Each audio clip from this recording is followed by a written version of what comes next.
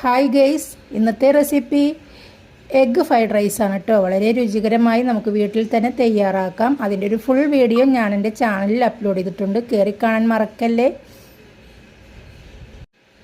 ആദ്യം നമുക്ക് വെള്ളം വെക്കാം കേട്ടോ. അരി ഒരു അരമണിക്കൂർ കുതിർത്തിയിടാം. എന്നിട്ട് വെള്ളം തിളക്കാറാകുമ്പോൾ നമുക്ക് ഉപ്പിട്ട് കൊടുക്കാം.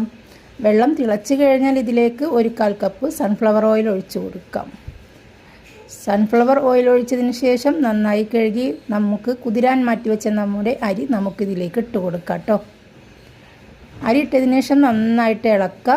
ഒരു 80% വേവായി കഴിഞ്ഞാൽ നമുക്ക് ഊറ്റിയിട്ട് അരി മാറ്റി വെക്കാം. ഇനി നമുക്കൊരു പാൻ വെച്ചതിന് ശേഷം അതിലേക്ക് കുറച്ച് വെളിച്ചെണ്ണ ഒഴിച്ചതിന് ശേഷം ഇതിലേക്ക് നമുക്കൊരു 3 കോഴിമുട്ട പൊട്ടിച്ചൊഴിച്ച് കൊടുക്കാം. 1/2 ടീസ്പൂൺ കുരുമുളക് പൊടിയും ഒരു ലേശം ഉപ്പും കൂടി ചേർത്ത് നമുക്ക് മുട്ട ഒന്ന് ചിക്കിയെടുത്ത് മാറ്റി വെക്കാം. ഇനി നമുക്ക് ഫ്രൈഡ് റൈസിൻ്റെ മസാല തയ്യാറാക്കാനായിട്ടുള്ള പാൻ വെച്ച് കൊടുക്കാം. ഇതിലേക്ക് ഒരു 1/4 കപ്പ് സൺഫ്ലവർ ഓയിൽ ഒഴിച്ചു കൊടുക്കാം. ഒരു 10 വെളുത്തുള്ളി അരിഞ്ഞതും ഒരു 1/4 കപ്പ് സ്പ്രിംഗ് ഒനിയൻ അരിഞ്ഞതും കൂടി നമുക്കിതിലേക്ക് ഇട്ട് കൊടുക്കാം. ഇതിന് ശേഷം നമുക്കിതിലേക്ക് ഒരു 1/4 കപ്പ് ബീൻസ് ഇട്ട് കൊടുക്കാം. ഒരു 1/4 കപ്പ് ക്യാരറ്റ് ഇട്ട് കൊടുക്കാം.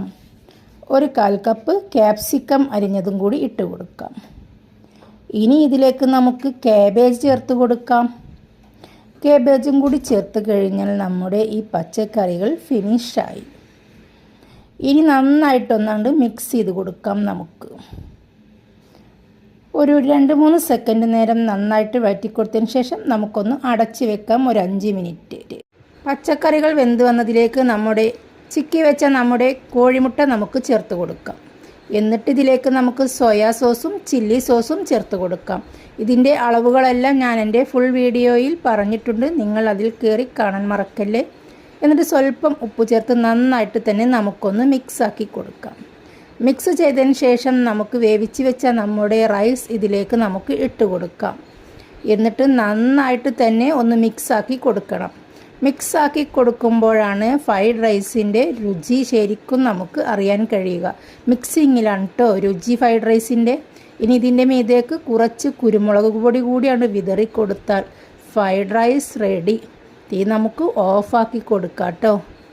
പച്ചക്കറികളെല്ലാം നമുക്ക് ഹൈ ഫ്ലെയിമിലിട്ടിട്ട് വേണം വേവിച്ചെടുക്കാനായിട്ട്.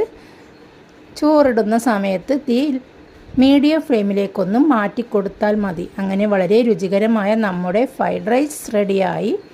ചിക്കൻ ചില്ലിക്കൊപ്പം നമുക്കിത് കഴിക്കാം. അപ്പോൾ നമുക്ക് അടുത്ത വീഡിയോയുമായി കാണാം. ഓക്കേ.